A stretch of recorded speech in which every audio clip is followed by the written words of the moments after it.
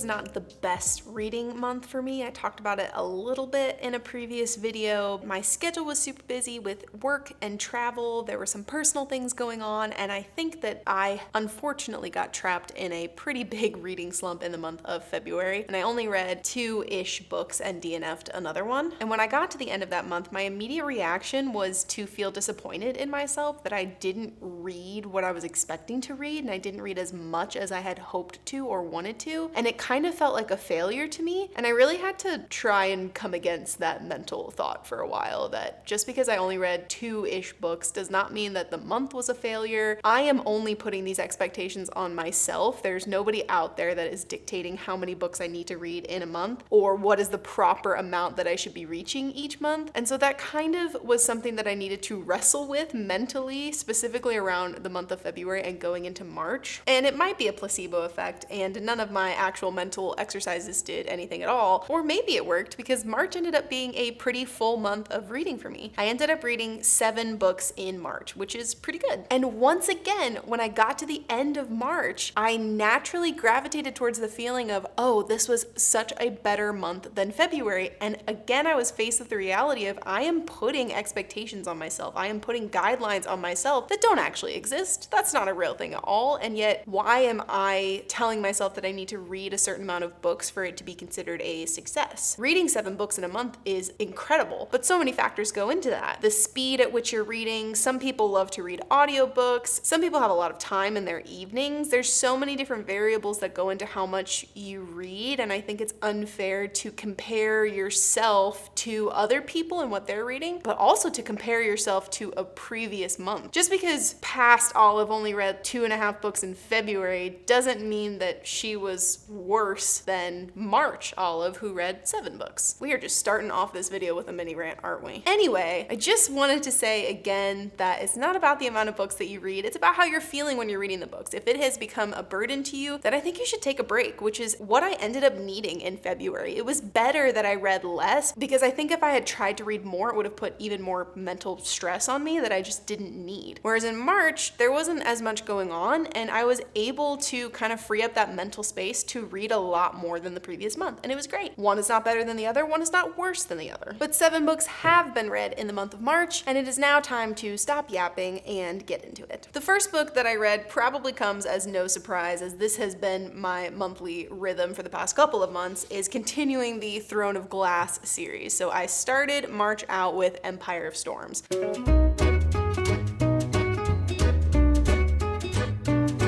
This actually took me longer to get through than I was expecting. I think it took almost 2 weeks for me to read this book. It is pretty hefty. I mean, we get up to almost 700 pages in this, but it also feels like there's a lot of content. It's very dense material. While it is an easier writing style to read, there's a lot going on, and there's a lot that you have to follow and really pay attention to. So this did take a little bit longer for me to get through. I also think I was sort of coming off of the February reading slump, and it had been a couple weeks by that point since I had read Heir of Fire, which I absolutely loved. So this one did take me a little bit longer to get into, but once I got into it, it was just right back into what I was expecting. This book is so much fun. The stakes just keep getting higher and higher in the Throne of Glass series. There's so many things that are going on. Lots of character development for our main characters and our side characters. I think the first half of this book is a little bit slower and a little bit more boring just to me personally, but the ending of this book is so explosive. You are completely on the edge of your seat the entire time. It is such an intense conclusion to what this book has been building up to. I think that's kind of what this book feels like, is just constant tension building and building and building to this giant release at the end of this big battle that happens. And it feels very rewarding when you get to that point, because there's a lot of things that have been in motion and in play for a while now that you're wanting answers to and you're trying to figure out. This book to me actually feels like maybe a mid-season finale in a TV show that you would be watching. There's usually the end of season finale or the end of the show finale that every show has, but a lot of longer shows will also have a mid-season finale that they would then take a little bit of a break after before picking up again. This kind of feels like a mid mid-season finale where it feels very, very intense. Adrenaline is high, the story is storying, but you know there's still gonna be more to come. There's still 3 books left in the series, and while this did feel like a very massive, semi-conclusive ending, there's still a lot more to go, which is cool, but this is also kind of like a good stopping point for like a quick break, you know? A lot of things get concluded, but with the whisper of anticipation for what is to come, and that is one of the reasons why I love this book. As I was reading it, it was very difficult for me not to just compare it to Air of Fire, because Air of Fire potentially is my favorite book in the series. I know it's very early to say that right now, but it's so freaking good, and I just love it so much. So I was comparing Empire of Storms to Air of Fire the entire time, and honestly,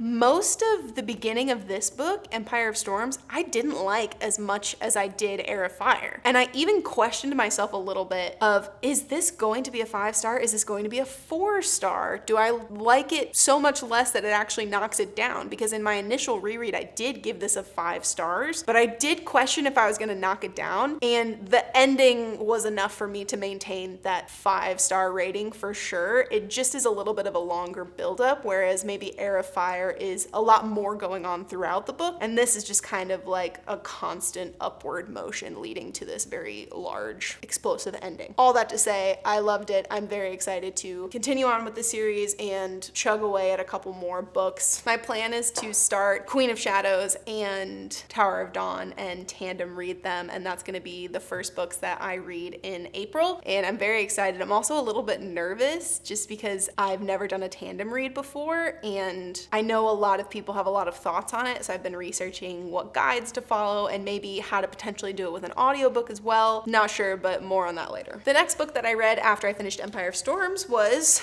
A Song to Drown Rivers. So this book is actually inspired by an ancient Chinese folklore story, one of the 4 beauties of China. Her name was Shishi. Not sure if I'm saying that correctly, but I hope I am, and I'm sorry if I'm butchering it. So this was inspired by that original story and follows our main character, Shishi, who is absolutely gorgeous. She's from a smaller, poorer village where her parents make silk, and she kind of helps in the family business and tries to keep her parents fed. She used to have a younger sister, but she was tragically killed in a very unfortunate raid of this kind of neighboring enemy territory that her kingdom and her land has been at war with for many, many years. So it's the Wu versus the Yu. And they have kind of been at war for a while, but then the war sort of ended, but the Wu, who are, I guess, the bad guys-ish, have kind of maintained control over the Yu territory, but there's still like bandits, there's raids, there's attacks that go on. The people still hate each other. It's very, very messy, and the Yu army is still trying to infiltrate the Wu and take them down in various ways that are maybe different from actually like going to battle with them now, because technically they've lost, so they're sort of getting more creative with how to take down their enemy. So one day, Shishi is discovered by this military man who identifies her beauty and decides to train her for 10 weeks to be essentially a bride for the enemy king. And the plan is for her to go undercover at the castle and woo this king with her beauty and her charm. She's supposed to seduce him and essentially make this king fall deeply in love with her so that she can manipulate him and get war plans from him and sort of take everything down from the inside. And it is told in such a beautiful way. I love our main character because she is a different kind of female strength that I think you don't see a lot in fantasy books recently. I actually thought it was really interesting because our main character has a friend that goes in on the inside with her, almost like a maidservant, but just like another pair of eyes on the inside that would be maybe close to the military or the guards, and she would help our main character and help her friend, but also kind of have another set of eyes onto the inner workings of this palace. And that character is described as being really good with a sword, and she's really cool and she's really fierce, and she wants to avenge her father who died in the wars, and she just wants to battle and fight. And in a way, she was described as what I have kind of come to see as the typical female main character in a lot of these fantasy novels. She's the chosen one, she's different, maybe she doesn't care about beauty, and she's really good at fighting and stuff. And not to say that any of that is bad, I definitely enjoy that in books, but it does sometimes get a little bit fatiguing. Not even fatiguing, just predictable. I think think it can sometimes get a little bit predictable. And this book, while I know it is inspired by Chinese folklore, and I'm sure there's a lot that kind of goes into it that I don't have the backstory for and I don't have the information on, so it all really felt new for me. This main character was almost the antithesis of that chosen one warrior woman, where she is kind and sweet and actually helpless in a lot of ways, but then uses her beauty and her charm as her weapon. And I thought that was really, really interesting. And our main character also has a lot of turmoil and rage and anger against these enemies, and seeing her make the choices that she does. How does she take the enemy down? How does she seduce this king? It's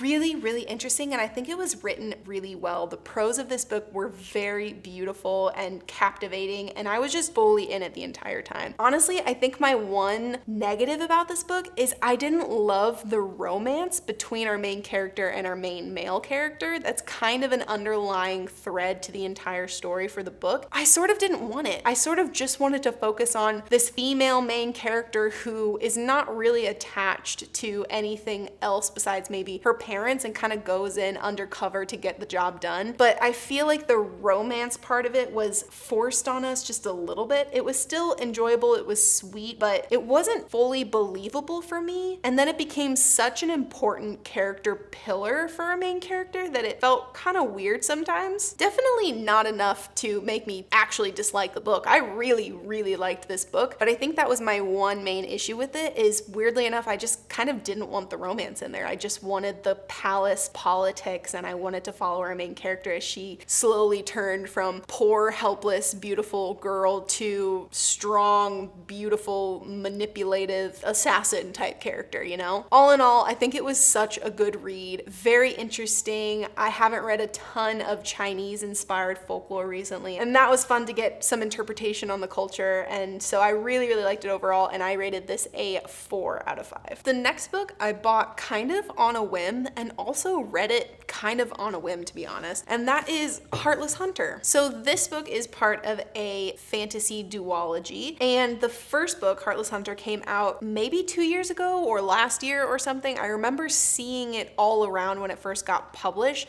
but I wasn't super interested in reading it yet. I had seen some mixed reviews of people thinking it was okay, thinking it was great, thinking it was bad, and so I just kind of wasn't ready to spend time reading it. And then the second book in this duology, Rebel Witch, came out very recently, and the only thing that I've seen about Rebel Witch is honestly very positive, and I've seen a pretty big uproar on the internet and on Bookstagram and everything, enough where it really piqued my interest that I thought I would give it a try. And so I read Heartless Hunter in the month of March. This book is classic enemies to lovers. It follows our main character, Rune, who is a witch in a world where witches are outlawed, essentially. They are absolutely the most illegal things possible, and if you are discovered to be a witch, or if you are discovered to be sympathizing with a witch, instant execution, no questions asked. What I didn't know about this book, and what I wasn't expecting, was for it to actually be kind of in like a Regency era. I don't know if we're supposed to be in England, but it was very Regency, and that was unexpected but fun. I didn't dislike that at all. So Rune is our main character, and she's a witch, and our main male character is Gideon, and he's a witch hunter. So that's how you see the enemies to lovers come into play. So that's kind of the general synopsis of the book. I knew that it would be a witch and a witch hunter. What I didn't expect is from the very beginning of this book, everybody actually suspects Rune of being a witch. And the whole book is not really the witch hunters trying to figure out who Rune is. It's actually the witch hunters trying to prove who Rune is, and Rune trying to evade that. So it's kind of like everybody knows everything, but nobody's talking about it, and nobody has proof to do anything about it, which was a very interesting dynamic that I also wasn't really expecting. I think I expected there to be more secrets and more hiddenness around everybody's identity, but honestly, everybody kind of knew who everybody was. It's just that they couldn't prove it, and they couldn't come outright and say it to each other. So it was sort of just like a lot of dodgy dialogue where you weren't sure if anybody was gonna address the elephant in the room that's like, you know, and I know, and we know, but we can't say anything about it. And that was kind of fun. I really liked the world. It was very simple. I would not say that this was a massive, fantastical fantasy world with tons of world building and a lot of originality in it. It's not very original, to be honest, but I liked the simplicity of it because we were able to kind of not really focus on the world building as much and just focus on the characters, and I did enjoy that. I really, really, really liked our main characters. I really liked their story, their banter, and their development. What I didn't love was actually the side characters, which is a bummer because I'm a big ensemble girl. I love a good side character, and these ones were just extremely obnoxious to me, and I didn't want to be with any of our side characters, and they play a pretty big role in this book, especially at the end. I was not happy with things that happened in it.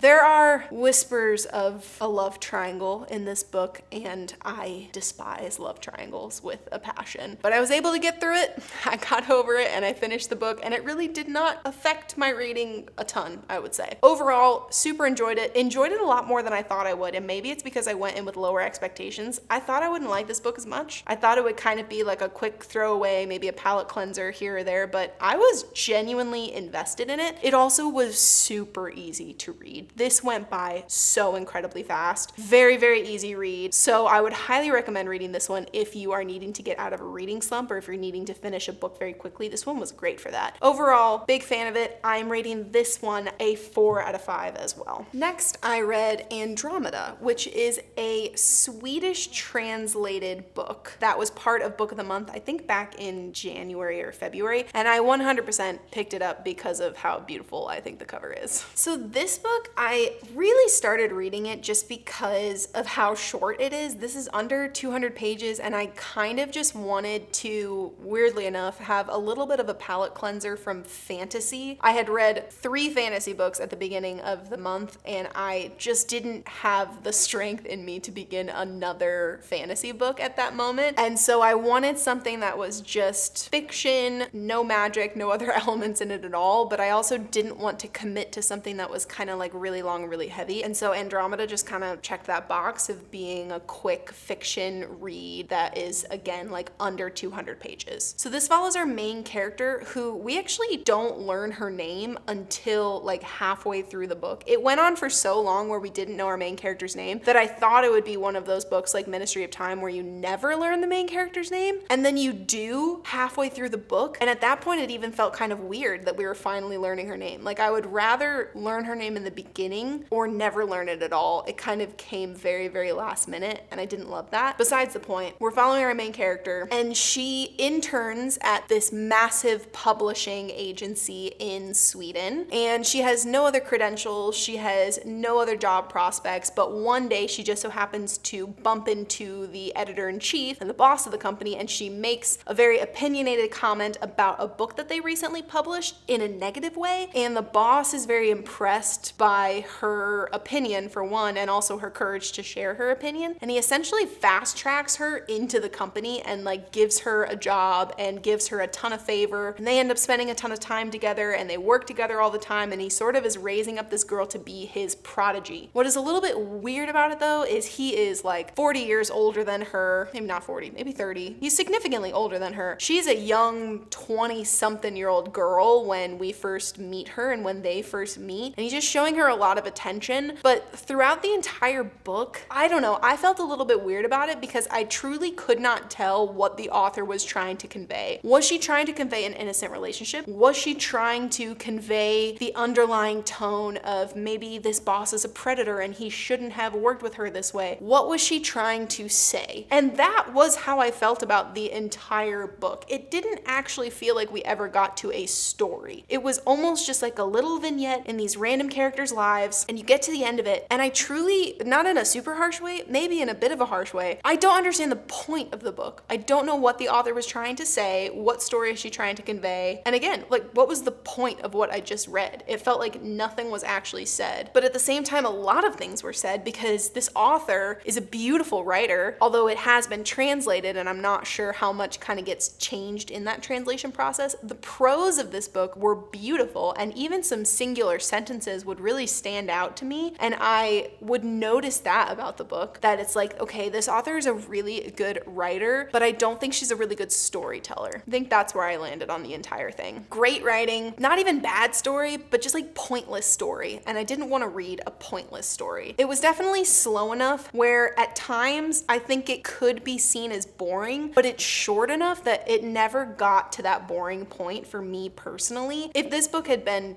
300 pages or even like 250, I definitely would have started to feel that drag and started to feel bored personally. But because it was so short, it never really got boring just because I knew what I was reading and I knew what to expect. It really was just that I got to the end of it and was like, what was I supposed to get out of that? What were you trying to say? And I was a little confused about that. But I did have a good experience reading it. Again, the writing is really beautiful, and I think for that reason, I would give it a 3 out of 5 stars. That may seem a little bit high for the way that I'm talking about it, but the writing was really, really good. And because it was so short, it was easy for me to get through and it was easy for me to commit to. So 3 honestly feels pretty good. If I wanted to be highly specific, maybe I'd say a 2.75, but 3 is fine. Okay, and after I finished Andromeda, the only thing that I could think about was continuing on with the Heartless Hunter duology. And so I immediately went to Barnes & Noble and picked up Rebel Witch, which is a good sign that I was so invested in thinking about the series and thinking about what would happen to these characters, because the first one ends on a pretty big cliffhanger. And so I needed to get the continuation of the story. Because this is a new one and because it is the conclusion of a duology, I'm not really gonna go into the plot basically at all in this review. I'm just gonna kind of talk about my opinions of it and how I experienced reading it. And overall, I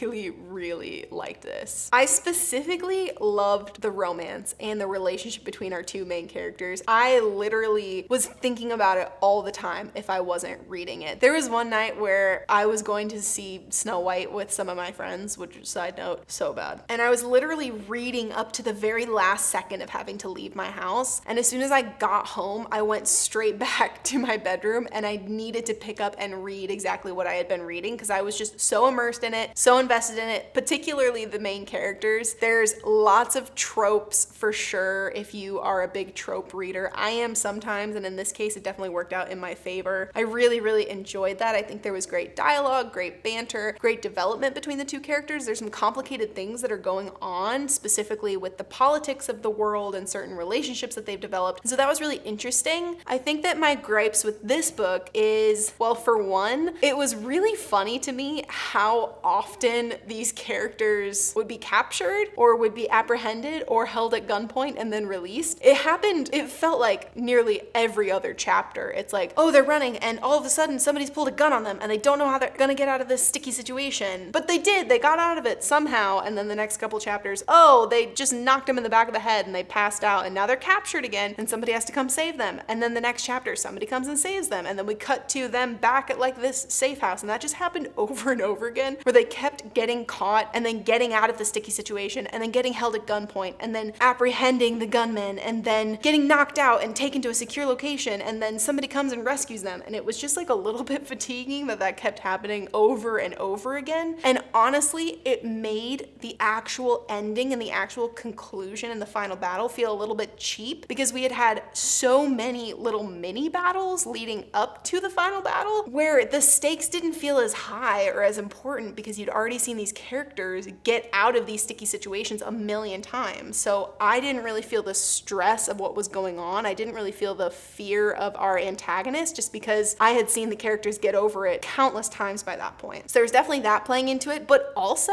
the final battle happened in like 2 pages with maybe 30 pages or 20 pages left of the actual book. Like this author left it until the very end and then really sped through it. And I don't love when that happens, when an author speeds through a conclusion specifically, because I just want it to feel good and satisfying, especially if it's the end of a series or a duology in this case. So those were kind of my issues with the book and with the writing. But honestly, I was thinking about this book when I wasn't reading it. I wanted to get back home so that I could read it all the time. I was very invested in the characters and very invested in the world. I really, really liked it, even with all the flaws. And so I'm rating this a 4.5.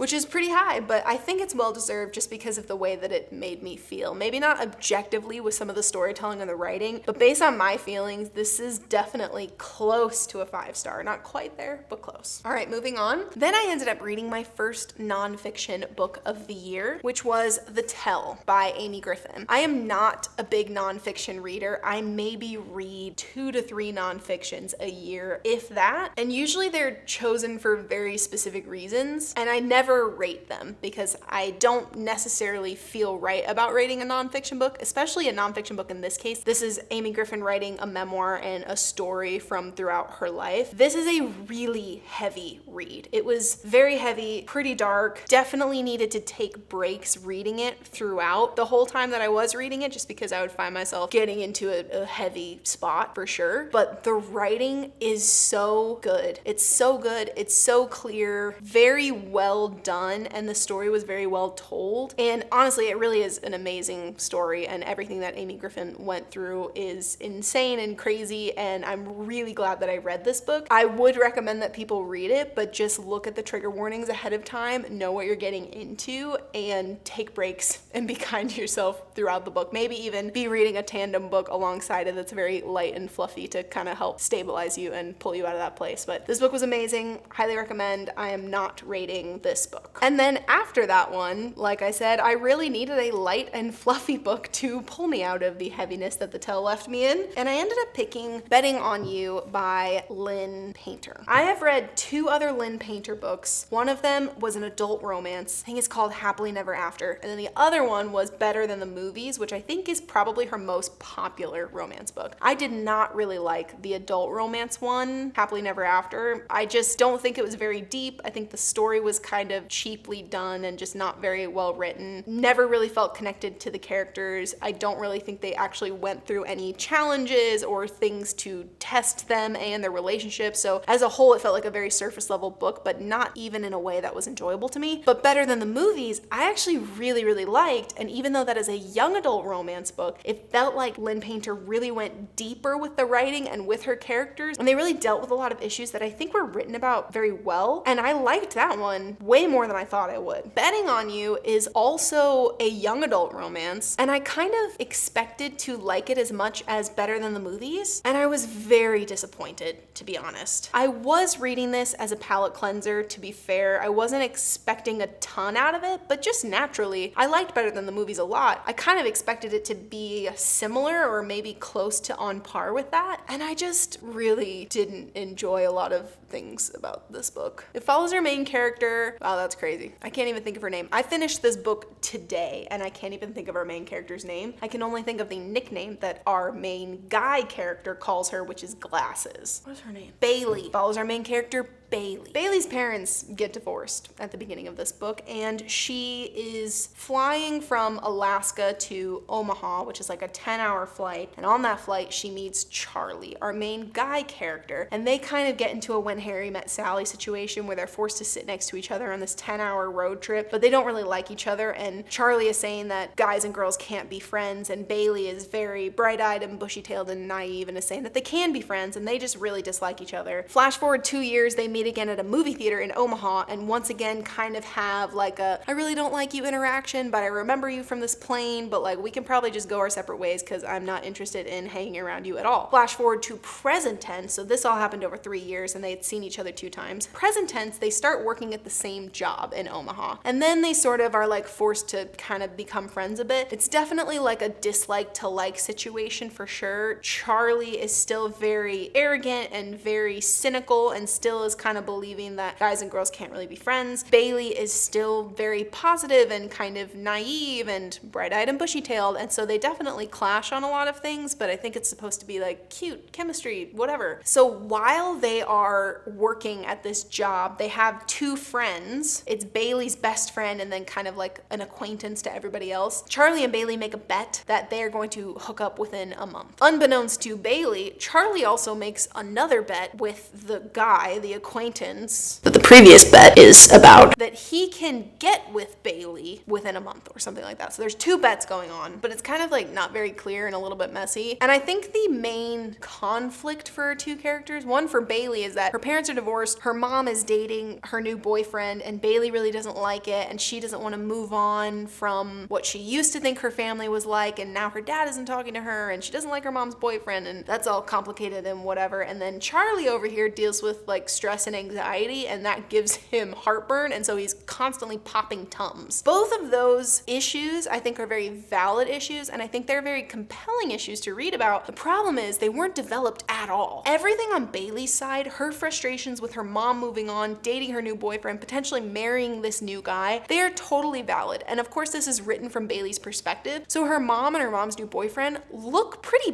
bad to us because this is from Bailey's lens. So the whole time that we're with Bailey and she's complaining about this situation that her mom is going through with her boyfriend, she's complaining about how her biological dad never talks to her anymore. She's going through a lot of stuff, and she has a right to, in my opinion, feel angry and feel these complicated feelings and even lash out in a way. Even if that's not always the most mature thing to do, it would feel very believable in that moment. And yet every single time a point of conflict comes up or a point of confrontation comes up with any of those characters, Bailey is very, very quick to roll over and not stand up for herself and apologize first. Like, she would always be the first one to be like, oh, I'm so sorry, I'm so sorry, I'm so sorry. It wasn't written in a way that felt like maturity. It actually was written in a way that felt like it negated all of Bailey's actual feelings. It felt like she was a little bit spineless. It felt like she was going back on what she actually felt and was in some ways being gaslit into new feelings. But it was painted in a perspective of like, look at Bailey, she's apologizing first, she's so mature. But from everything that we know leading up to that point, it just doesn't make sense that she's responding the way that she does. And that was really frustrating to me. On Charlie's side, we're just told that he pops Tums all the time and that he deals with stress and anxiety because his parents are also divorced. And also maybe he has a little bit of OCD tendencies. And there's these sprinkles of that all throughout the book in a way that's kind of shrouded and hidden in mystery. That's like, oh, Charlie doesn't want to talk about it, but he's really anxious and he deals with anxiety. And so you think that with this buildup, it will eventually come to a head and we will talk about Charlie's anxiety and his stress and his OCD. Never talked about. It never becomes an actual issue. It's just like randomly sprinkled in throughout the actual plot line, but it was talked about in a way that you think it's going to be an issue and it's just not. So that also was kind of frustrating and confusing. Overall, our 2 main characters were just kind of annoying to me and a little bit obnoxious, and I was skimming at the end. I was hardcore skimming to get through this book because I just wasn't having fun, which was disappointing because I really went into it thinking it was going to be similar to Better Than the Movies. I don't really know what general public opinion is on this book. I know Better Than the Movies, I would say it's generally positive. This, I haven't really done a lot of research or looked into it a ton, but I didn't really like this book. We started in the beginning probably at a 3, and maybe it looked like it was about to go up for a second and maybe get to like a 3.5, 3.75, and then it took a pretty steep decline back into a 3, and then it started to go below that, and I think I landed at a 2.5 for this book, which I was really not expecting. That's what I rated her Happily Never After. That's how much I kind of disliked it. It felt very similar, where it's just like nothing is being developed, but you're teasing us with these deep things and not actually going there. And your characters are just generally annoying. So I landed at a 2.5 for betting on you, unfortunately. But there we go. These were the 7 books that I read in March. Like I said, it was a fuller reading month for me than February, but I'm really trying to catch myself with my language that it wasn't a better month than February. It was just more full and I got more reading done. And that was great for me in March. I'm excited to go into April and continue Throne of Glass. I am obviously excited for April because of the Abby Jimenez book and the Emily Henry book that is going to be coming out mid-month. I literally can't wait. I think it's going to be a fun month. The weather is starting to get warmer. I'm going to be reading outside a lot more and I'm just excited. I'm excited for all the things. So let me know if you've read any of these books, what your thoughts are on them, or what you read in March, and if you have any good suggestions for me going into April. As always, thank you so much for joining and hanging out with me on this corner of the internet, and we will see you next time.